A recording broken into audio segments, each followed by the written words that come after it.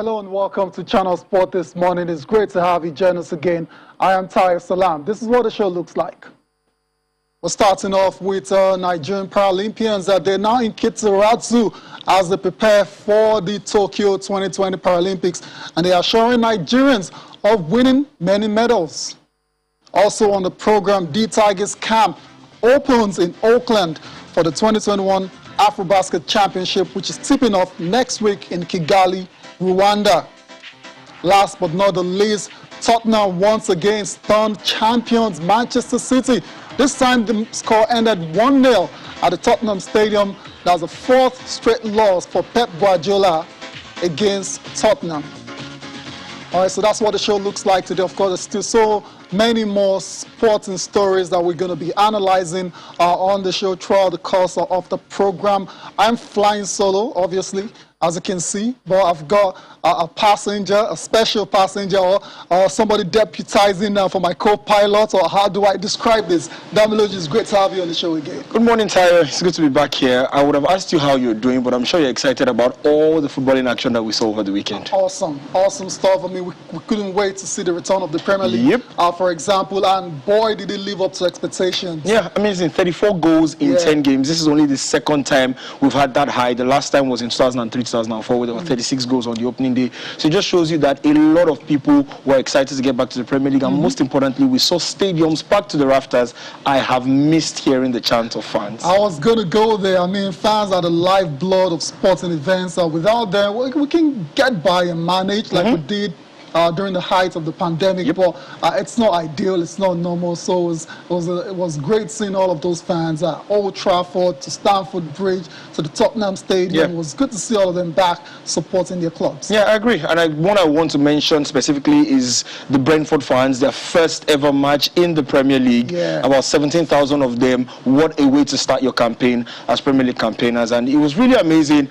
Europe's top 5 leagues, 4 of them have kicked off officially already. Next week is the Serie A. Yeah, can't wait for that one to kick off as well too. Of course, Jose Mourinho, all eyes will be on Jose's AS Roma. Let's see what they're going to do for the Serie A. Before we get into all of the football stories, of course, it's very easy to get carried away and go straight into them. But before then, let's take a pause and give you updates coming from the tennis world, the ATP Tour to be precise.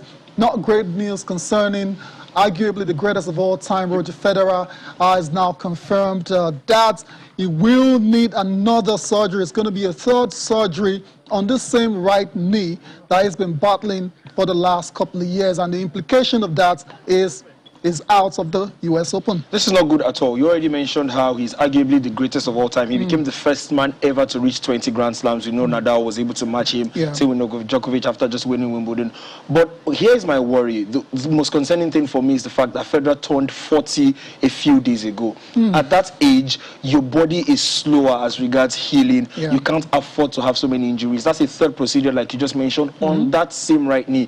He's definitely out of the US Open. It looks like he probably will miss the whole of the 2021 campaign, what is left of it. And you ask yourself a very, very, very disheartening question. Can Federer actually return to the top of tennis? To be very honest, right now, the answer looks like no. Yeah, answer looks like no. I totally agree with you, Danny. And to be fair, Federer is being very realistic as well too. As a matter of fact, when he made the announcements concerning this latest surgery, he's talked about, he's actually acknowledged the fact that he might not even make a comeback to tennis, which is very, very sad. But it is what it is. The injuries have piled up in the last couple of years.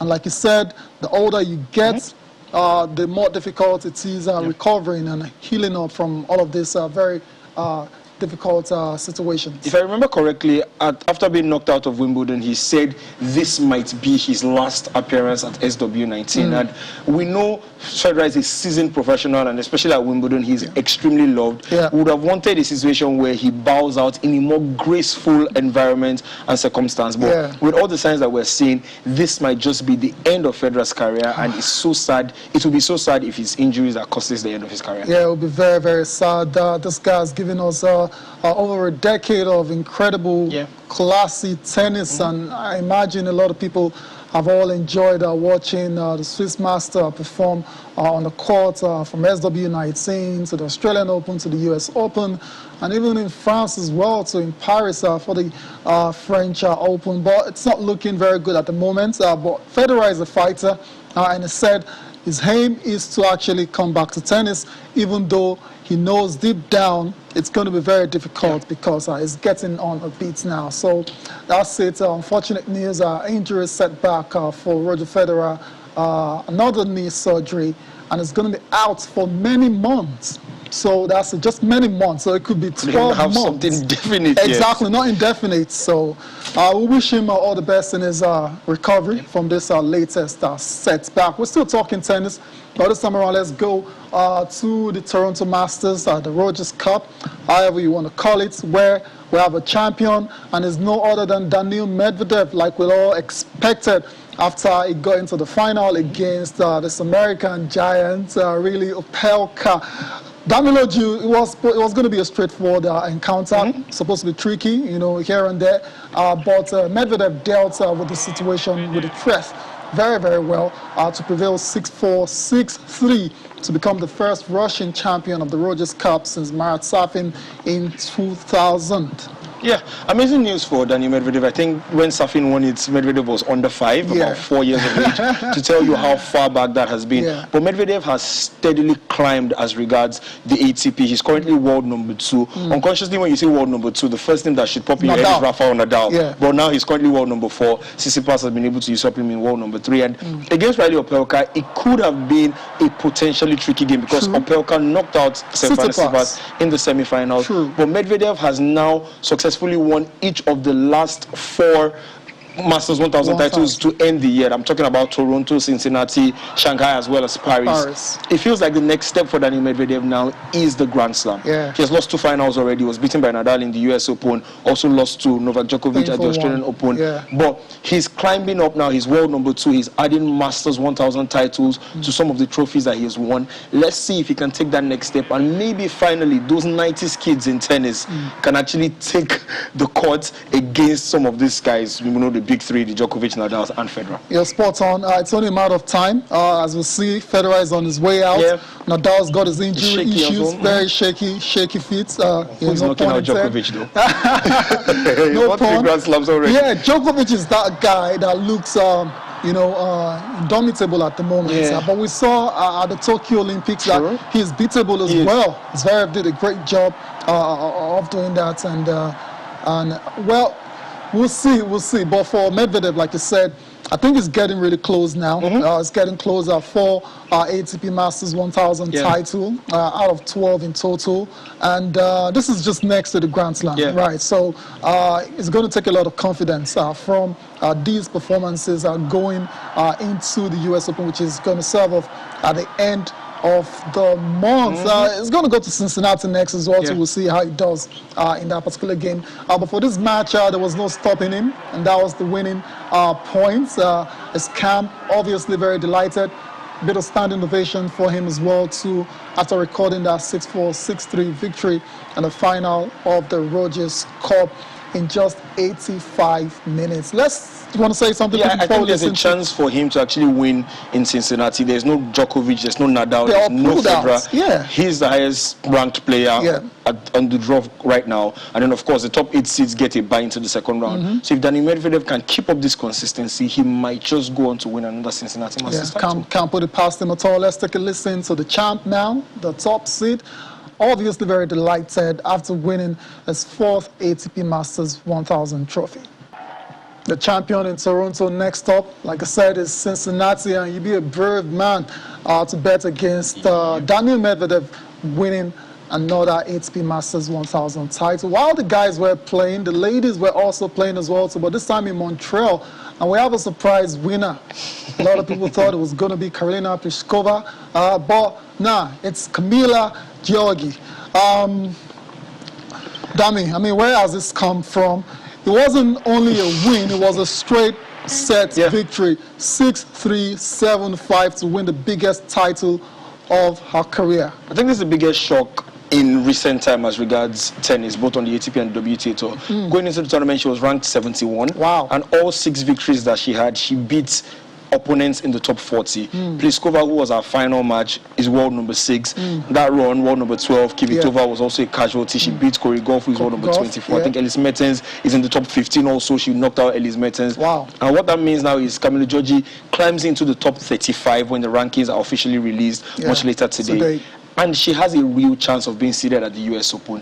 If about 1 or 2 people who are ranked higher than her do not get to go to the US Open, Camilo Giorgi might just be a seeded player. But like you said, biggest win of her career, and I'm sure she's relishing every single second of it. Absolutely. She was simply unstoppable, almost flawless on the day, especially in the first set where she won by 6-3. The second set was a little bit more difficult. Of course, we expected Pliskova to raise her game.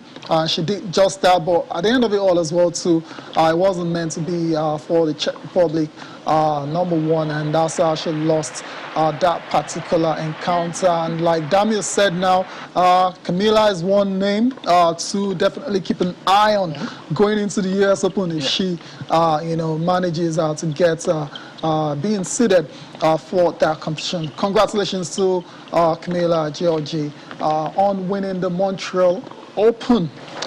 From tennis now, let's go on to the NBA Summer League and talk about the Nigerian players that are, trying their best to crack the rotation for their teams in the upcoming season. One who readily comes to mind is Jordan Nwora. Jordan Nwora has had a very good NBA Summer League. Was in action as well too early this morning. The Bucks took on the Wizards. Unfortunately, they lost that game, but Jordan scored 18 points against the Washington Wizards. Let's take a look at some of the other results, and when I come back, I'll ask Damiloju his thoughts on the progression and the continued development of Jordan Nwora. The Mavericks against the Kings ended 70-86 in favor of Sacramento. The Jazz defeated or lost against the Clippers 94-90. News coming out of LA is that they've traded, what's that guy's name now? Patrick Beverley has been traded for Eric Bledsoe. That's a topic for another day. The Timberwolves were also in action against the 76ers. It was a 99-96 victory for Minnesota. The Bucks 83-93 against the Wizards. The Nets 104-100 against the Spurs, while the Orlando Magic defeated the Houston Rockets 89-76. Our main focus is obviously on Jordan Nwora, who's got a very great upside. Didn't play too many games last season. But he's a very good player, and you feel there's a real player in there if he can continue to develop. 18 points this morning against the Wizards. The shooting wasn't all that great. 1 of 8 from 3-point range. It needs to improve on that. Definitely. That needs to go up a notch. But I think I like what I've seen from Jordan Nwora lately. We saw him at the Olympics, and we know Team Nigeria didn't do well at all. In fact, we lost all 3 games. But he averaged 21 points per game over the run of the Olympics. And he was the only one who averaged double-digit points of the whole Team Nigeria. So it shows you that he had a good tournament at the Olympics, and then he has taken it now into the Summer League. 18 points. Yes, his 3-point shooting needs to improve. He was only able to get 1 point from there. But shooting elsewhere, he was relatively decent. He probably wouldn't start for the Bucks. We know why, and they're champions of the NBA and all whatnot. But he's already showing that he can do a job. He can do a job. The Tigers know that already. And he's steadily improving those performances. If he can keep on racking up double-digit points, he might just find a way to break into that team. It's going to be very, very tough, though. I think we can all agree because the Bucks are stacked. They're the champions for a reason. But Jordan is still very young, and the worst that can happen to him at this point is being part of a trade to another NBA side, like what's happened to Precious Achiuwa. That's the worst thing, though. If he's not, if he doesn't crack the rotation, he could be an attractive assets to teams that want to do business with the Milwaukee Bucks. There's this analogy that goes that sometimes you have to take one step back to be able to take two forward. Yeah. Imagine a situation where he gets traded to a team that is not as good as the Bucks. Where he gets to play regular minutes, there you go. And then he can get a trade 1 or 2 years after that to another team. So at this stage of his career, he just needs, whenever he gets the minutes, whenever he gets the chance, he needs to score as many points as possible, put in the shift defensively, pick up as many rebounds and assists as possible, and then see where it takes him from there. You're spot on. I totally agree with you. So it could be the worst thing, it could be the best thing for his career. That's the point we're trying to make on the show. We're still talking basketball, but this time let's talk international basketball. The AfroBasket Championship is going to start next week in Kigali, Rwanda. Of course, Nigeria will be looking to win a second title. But the story this morning is the camp is now open in Auckland, and we expect our coach Mike Brown to name the players that will come and compete for shirts later on. I'm excited. I'm really excited. I know a lot of people have a sour taste from what happened at the Olympics, and I don't want to keep blowing our trumpet, but we had some decent results in the pre-Olympic friendlies.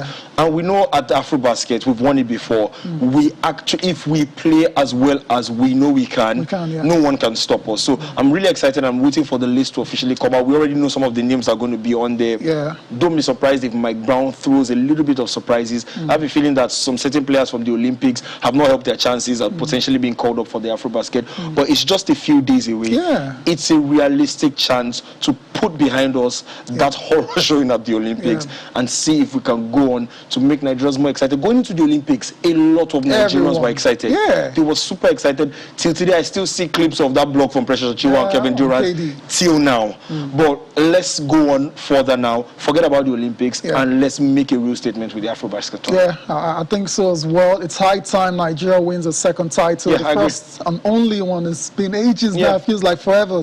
You know, so that was in Radis, Tunisia.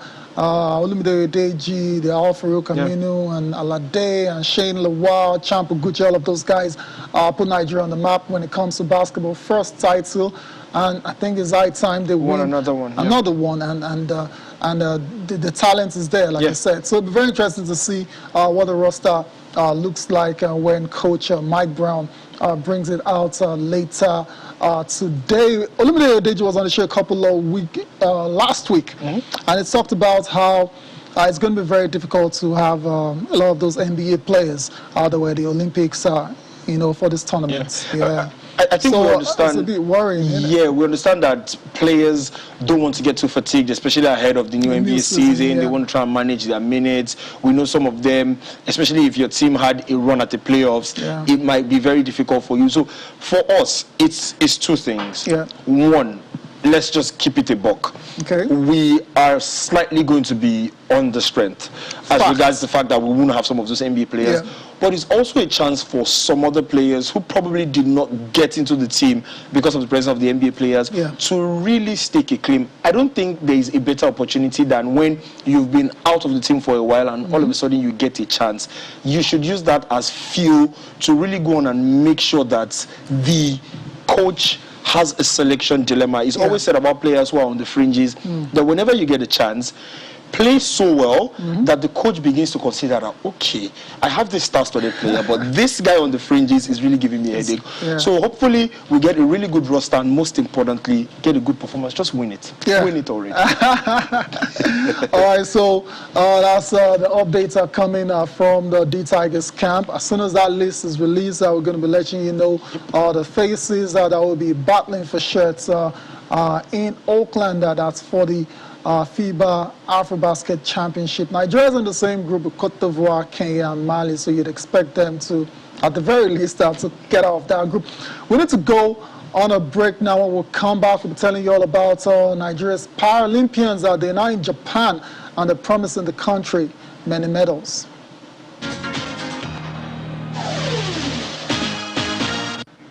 You're welcome back to Channel Sport this morning. Time to talk about Nigeria's Paralympians. Like I said, they're in Kisarazu now for the Tokyo 2020 Paralympics, which is going to start in less than a week.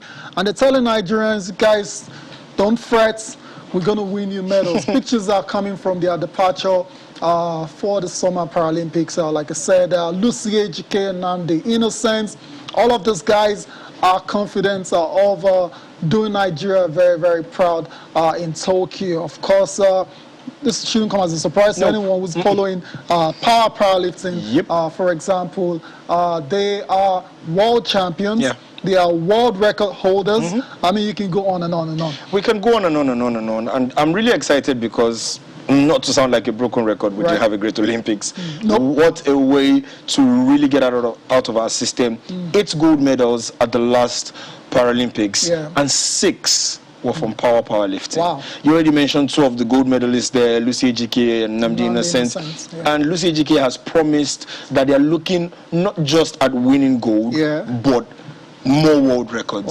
And that's the spirit, really, because if you target a world record, even if you don't get it, chances are that you go on to win gold, simply because you are aiming for the world record. So we're really excited. Hopefully we can do double-digit medals this time. We'll talk about gold medals. We had 8 last time. Let's target 10, and let's see how many world records that we can break en route. What should be a fantastic tournament. Should be a fantastic tournament indeed. Lucy Ejike, incredible longevity. This is going to be our 6th Olympics, and take about wherever you are, Lucy. I hope the contingency plan is already in the works for the next set of people. We don't want a situation of Auntie Funke and Uncle Shegu. In fact, exactly. It's not a bad thing that we have people who careers span long enough to attend 6 Olympics or 6 Paralympics. But also, it was at the same Olympics we saw a 13-year-old, if I'm correct, 13 or 12, win a gold medal in one of those sports. Skateboarding. Exactly.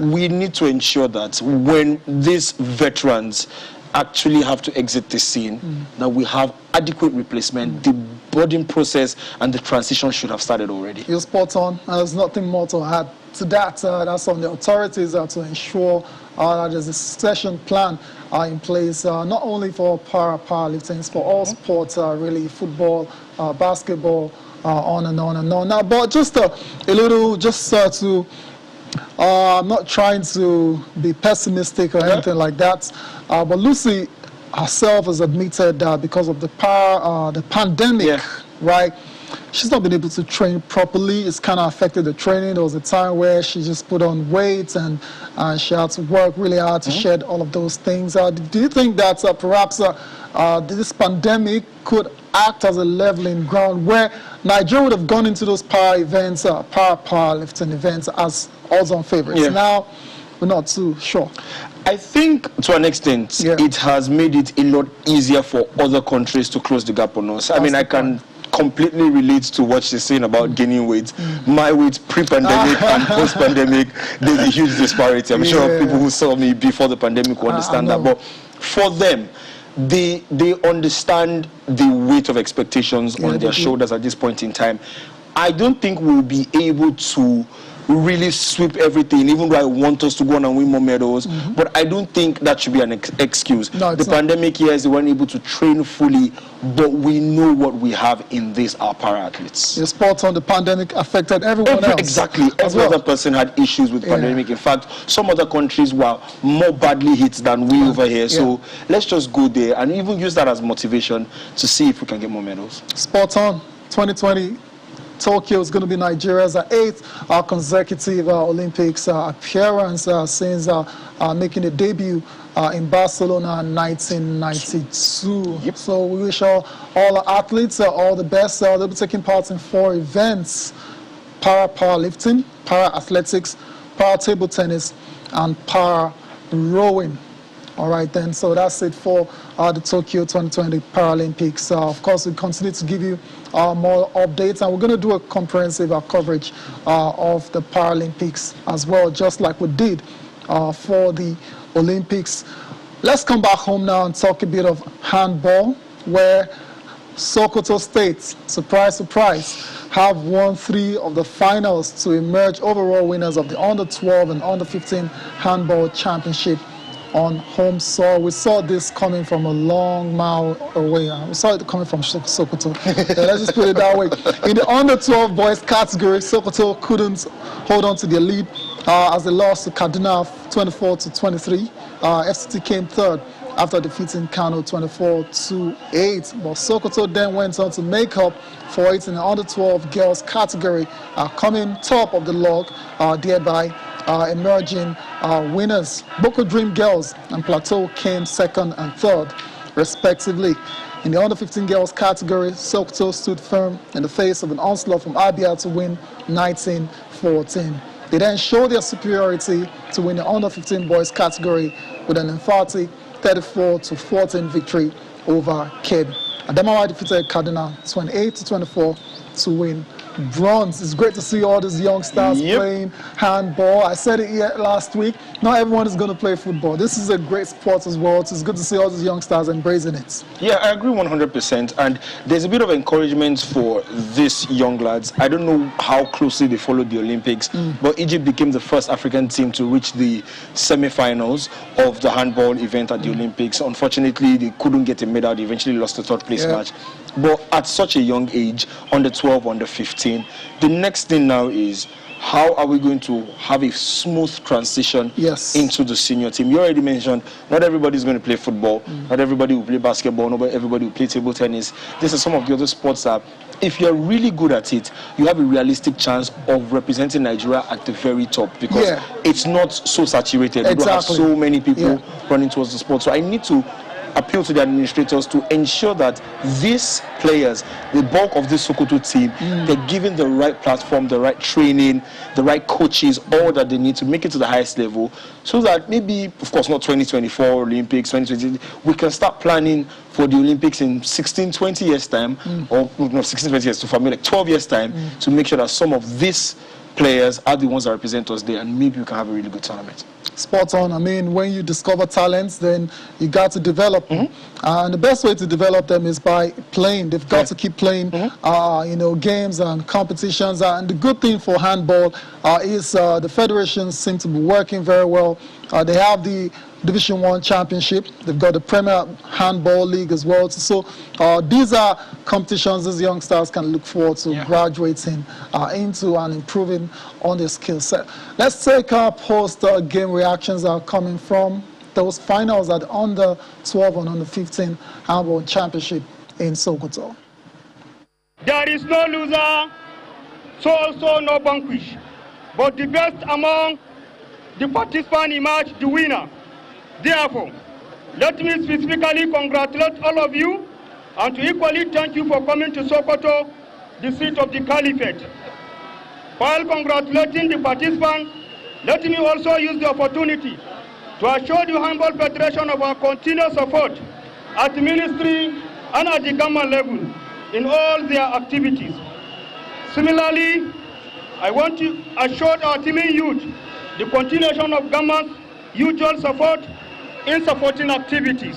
Some of these people that we've seen at the under-15 level would be invited for our under-18 national camp. So the technical director and his crew, they are surely taking down notes and identifying talent. Some of these talents we're going to keep monitoring over time to see how they are improving and what they are doing in the game of handball. I think the future of handball in Nigeria is very bright. I'm happy with the level of competitions that we have been able to organize. For handball to develop, there must be competitions, and so all our competition we seem to be organizing every year. So we're very happy with the way we're going. It will take a long time, but I think we've taken the right step. Taking the right step, that's what it's all about for handball in the country.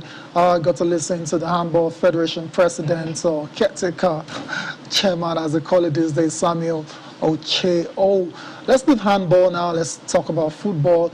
And it's been a while we talked about the NPFL in the country because it's over. We know our champions already, Aqua United for the first time won a title with a game to spare. But of course, the reaction still trailing that incredible performance. They've now officially presented that trophy, that famous trophy, to the governor of the state. I mean, we already knew was kept secret that Aqua United were going to win the NPFL. That 18-match unbeaten run was the springboard for them. It was a really, really good performance. For those who don't understand, that's pretty much going half of the season without losing a game.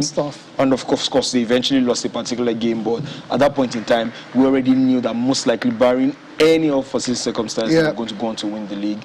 And it's good they have the trophy now, but that is in the past already. It's history already, even though they're the current champions. They need to look forward, they need to focus, and they need to understand that the CAF Champions League is here now. Yeah. We know who they're going to play in the first preliminary round, and they need to make sure that they get to the CAF Champions League, because the continent is a whole different ballgame. Yeah. Different ball game indeed. Entirely. Literally different ball game. Actually, it's a completely different landscape, both figuratively and literally, and hopefully they can give themselves a good account. Yeah, hopefully indeed. Let's take a listen to reactions that are coming from the presentation of the trophy to the governor of Akwa Ibom. Our top striker, Charles, scored a total of 19 goals and 27 appearances to end the season as the League Zone highest goal scorer. We also went a record total of 18 matches on the strengths without losing.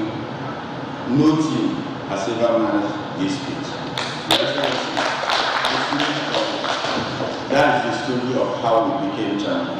And we did this because you were with us. I want to register our appreciation to the administrators, to the team manager, and to the man in council today, the Commissioner for Youth and Sports, for successfully managing our sports development to the level that we are recording the best out of the best, out of the best, out of the best.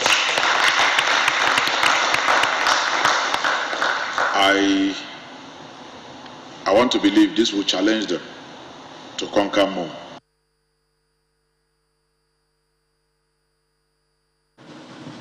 There you go. That's the governor of Akwa Ibom State, Udom Emmanuel, urging, trying to, tell this team, Akwa United, to go on and conquer on the continent as well, so just like they've done in Nigeria. But like my analyst has said, it's a totally different ball game, and the continent is a lot more competitive.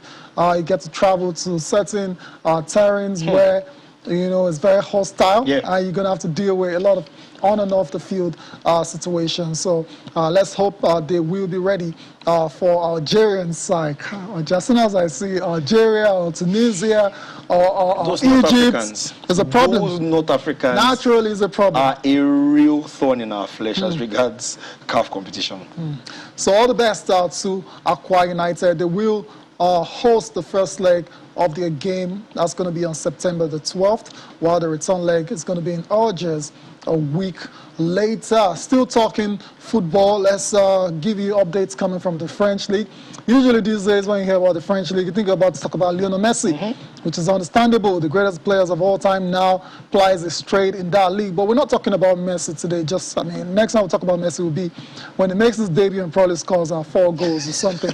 But now let's talk about Samuel Kalu, Bordeaux and Super Eagles forward, was involved in a very scary situation last night against Marseille, where he actually collapsed in the 6th minute, and it brought back memories of what happened to Christian Eriksen at the Euros. You can see the fans, the players, and the teammates all very alarmed and calling, to the sidelines for medical help. And but the good news is Samuel Kalu was able to get up and walk off the pitch himself. But then, Danny, what do you have to say to the fact that, okay, that's him working out there, the fact that he actually tried to continue playing this game?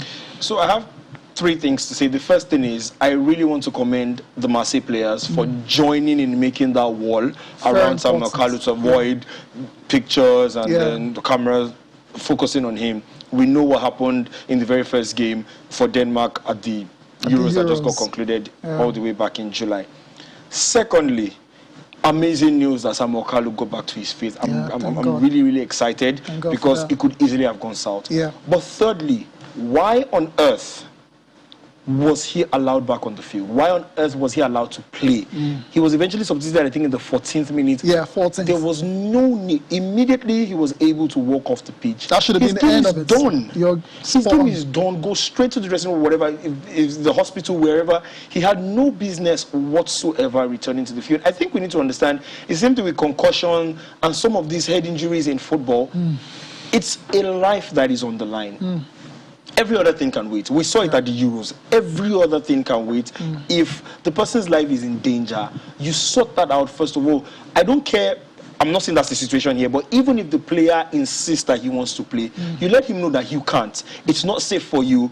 I understand you want to appeal to the fans and you really want to get back on the field of play. But if you have issues with your health, especially if it's this severe, after we've seen something like this just over a month ago, you do not go back onto the field of play. I hope we don't see a repeat of something like this. No, not at all. Way too risky, and there's absolutely no need to take such a risk in this game of football. We all love it, but then life is a lot more important.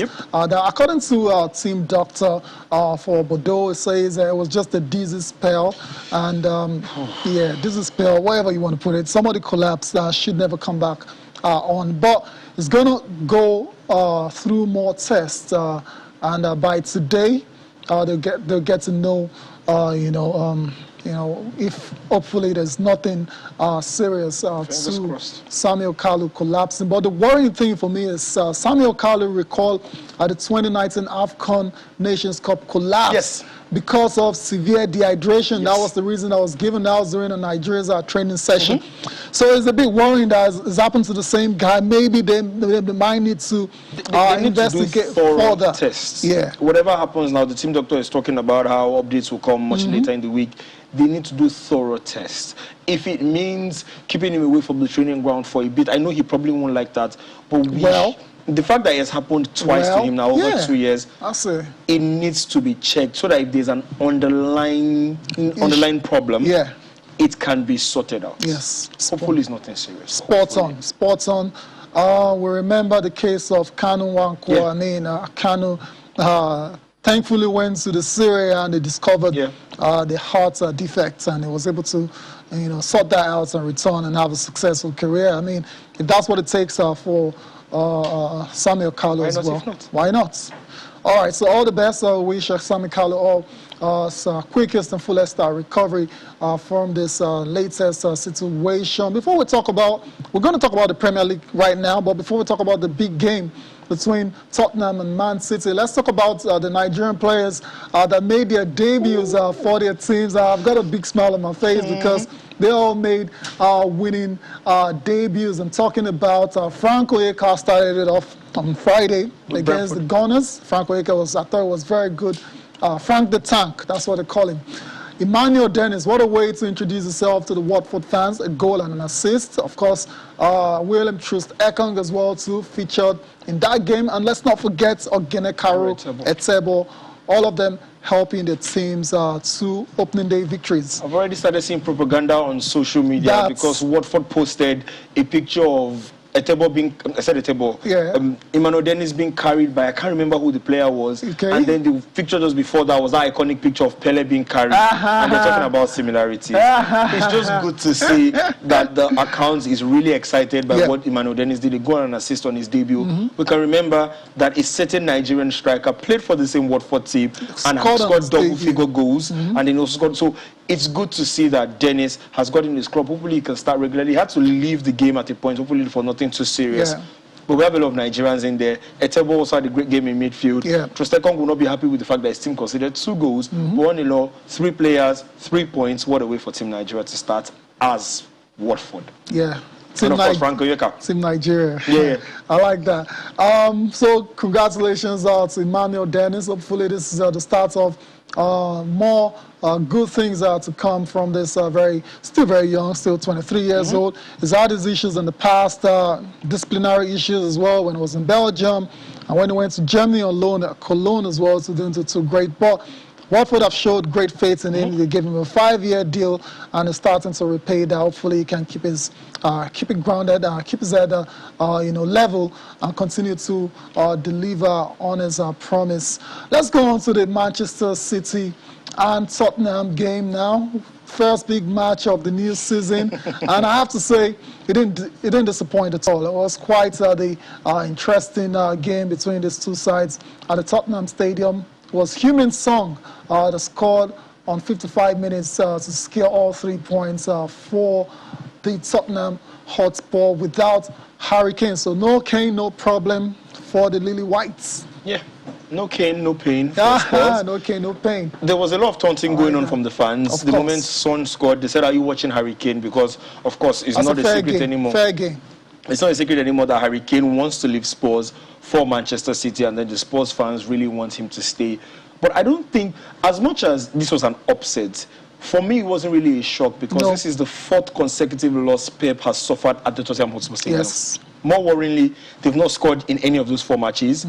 Spurs have scored 6 goals. 4 of those have been scored by Son. He has scored in each of those 4 matches. Yeah. And now Pep has lost his last 3 competitive matches by a goal to nothing. I know a lot of people will put the quotation marks in the air as regards the Community Shield, whether it's a competitive match or whatever. But the Champions League final 1-0, the Community Shield to Leicester 1-0, and this one 1-0. Yeah.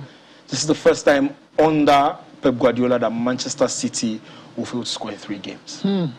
Not a great start by any means to the season for the defending champions. We need to go on a final break. When we come back, we'll get to listen to the post-match thoughts of Nuno Espirito Santo, who started his Tottenham reign on a fantastic note, and Pep Guardiola started his reign as champions for this season on a very familiar note and a losing note. Join us again.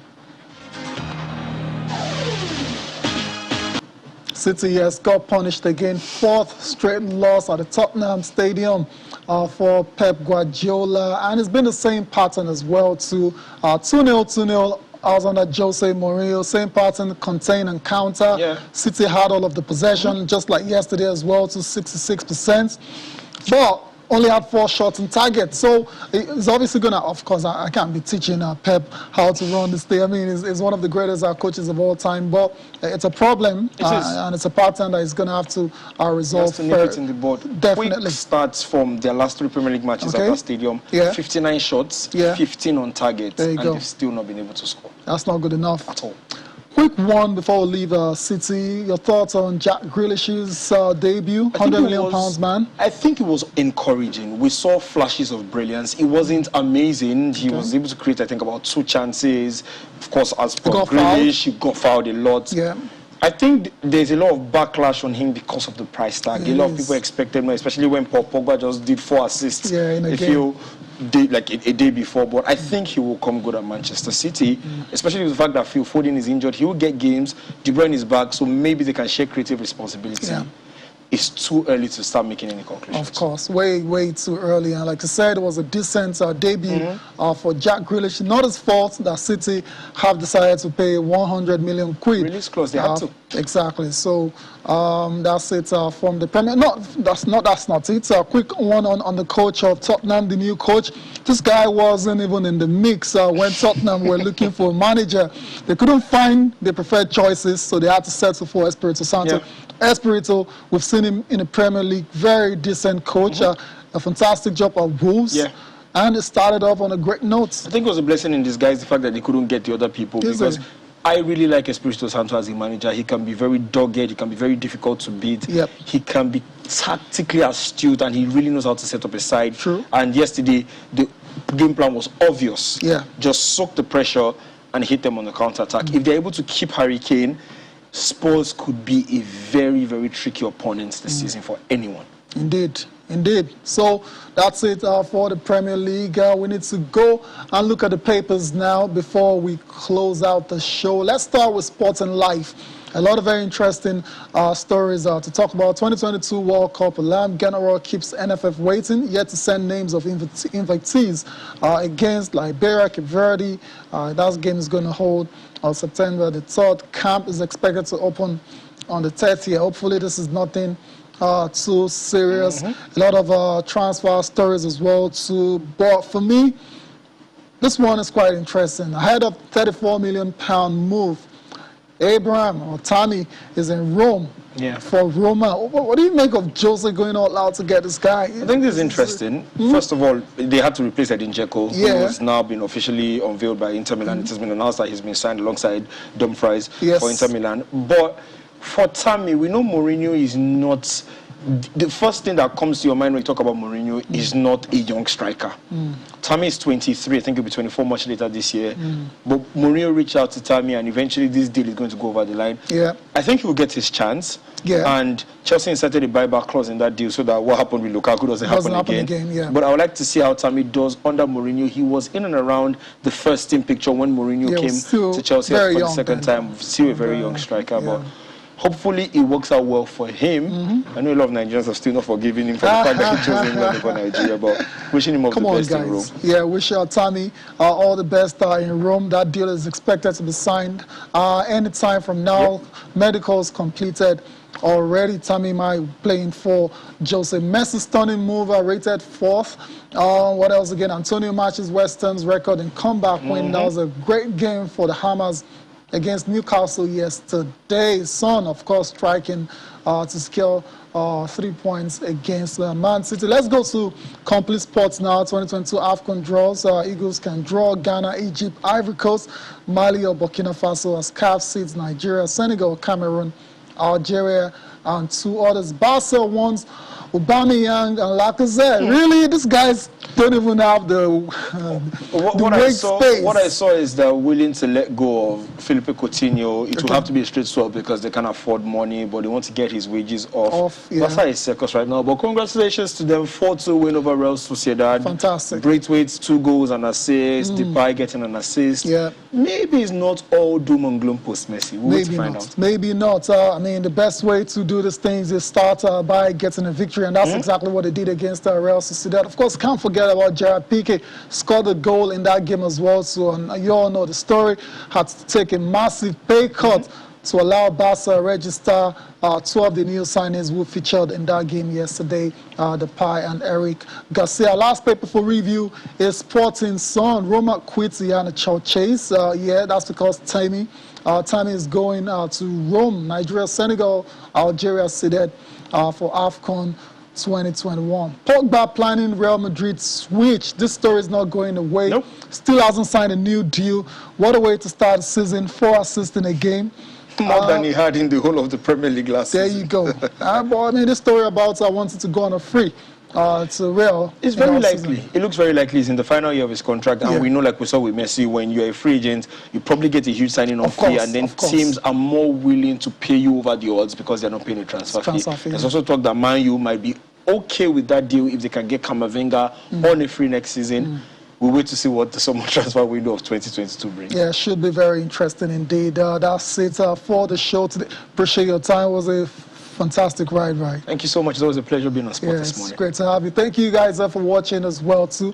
Enjoy the rest of your day. I am Tayo Salam.